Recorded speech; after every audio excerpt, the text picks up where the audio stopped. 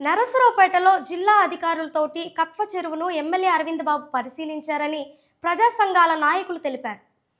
నరసరావుపేట పట్టణంలోని ఆవుల సత్రం ప్రక్కన కత్వ డ్రైనేజ్ వాగు చెరువుని ఆక్రమిస్తున్న విషయం కలెక్టర్కి, మున్సిపల్ కమిషనర్కి, మైనర్ ఇరిగేషన్ శాఖ వారికి గత 6 నెలల నుండి మేము తెలియజేస్తూ ఉన్నామన్నారు.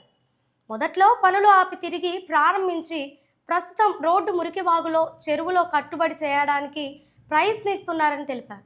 ఈ క్రమంలో 23/2026 స్థానిక ఎమ్మెల్యే డాక్టర్ చెదలవాడ అరవింద్ బాబు కత్వ చెరువులో ఆక్రమణలు, కాంప్లెక్స్లు తొలగిస్తామని, ఈ చెరువు డెవలప్మెంట్కి బడ్జెట్ కేటాయించారని, త్వరలో పనులు మొదలు పెడతామని జిల్లా అధికారులతో ఎమ్మెల్యే కత్వ చెరువు వాగు పర్యటించారని పీడీఎం నాయకులు నల్లపాటి రామారావు తెలిపారు.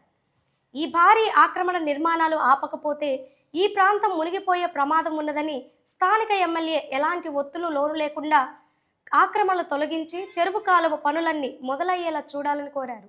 నర్సాపేటలో ఉన్నటువంటి ఆవుల సత్రం పక్కనే ఉన్న కత్వ చెరువు, డ్రైనేజ్ వాగు ఇది చాలా కాలం నుంచి ఆక్రమణకు లోనవుతూ ఉన్నది. కొంతమంది నకిలీ పట్టాలు క్రియేట్ చేసుకొని దొంగ రిజిస్ట్రేషన్ చేసుకున్నారు.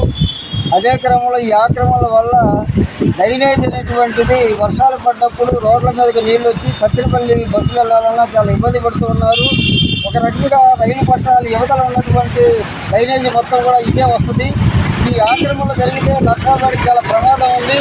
నేను మరి ఎమ్మెల్యే గారు కొంతమంది అధికారులు పరిశీలించారని నల్లపాటి రామారావు గారికి ఫోన్ చేయడం జరిగింది.